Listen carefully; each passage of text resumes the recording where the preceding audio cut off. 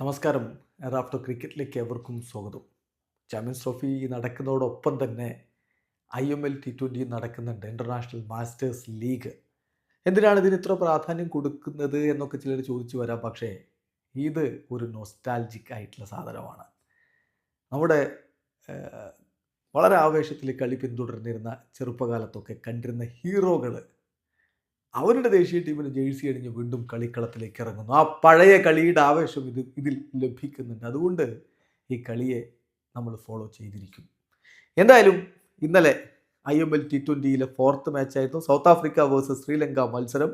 Sri Lanka south ആഫ്രിക്കയെ തകർത്ത് തരിപ്പണമാക്കി. 7 വിക്കറ്റിൻ്റെ തകർപ്പൻ ജയമാണ് ലങ്ക സ്വന്തമാക്കിയത്. സൗത്ത് ആഫ്രിക്കയ്ക്ക് വേണ്ടി മികച്ച പ്രകടനം ഹാഷിം അംല പുറത്തെടുത്തിരുന്നു. അംലയുടെ മികവ് പറഞ്ഞറിയിക്കേണ്ടതില്ലല്ലോ. അദ്ദേഹമാണ് അവരുടെ ടോപ്പ് സ്കോറർ ആയത്. 53 പന്തുകളിൽ നിന്ന് 6 ഫോറും 4 സിക്സറും അടക്കം അദ്ദേഹം 76 റൺസ് അടിച്ചിരുന്നു. അവർക്ക് വേണ്ടി പിന്നെ കൂടുതൽ റൺസ് അടിച്ചത് ഡെയ്ൻ വിലാസ് ആയിരുന്നു. അദ്ദേഹം 28 റൺസ് അടിച്ചു. ജാക്ക് ഇതിഹാസ താരം ജാക്ക് അദ്ദേഹമാണ് അവരെ നയിക്കുന്നത്. 20 പന്തിൽ നിന്ന് 24 റൺസ് കുറിച്ചിരുന്നു.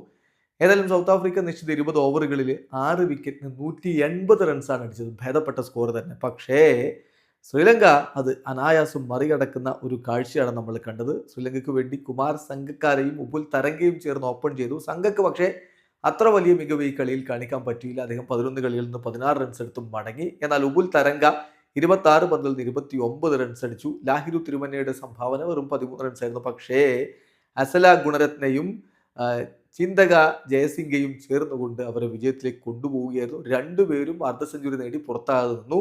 ഗുണരത്നെ 59 റൺസ് അടിച്ചപ്പോൾ ജയസിംഗെ 51 റൺസാണ് അടിച്ചത്. ഏതായാലും തകർപ്പൻ വിജയം, 7 വിക്കറ്റിന്റെ വിജയമാണ് ലങ്ക സൗത്ത് ആഫ്രിക്കയ്ക്ക് മേൽ നേടിയിരിക്കുന്നത്. വീഡിയോ അവസാനിക്കുന്നു. ക്രിക്കറ്റ് ലോകത്തെ കൂടുതൽ വിശേഷങ്ങളുമായി റാഫ്റ്റോക്സ് എത്താം.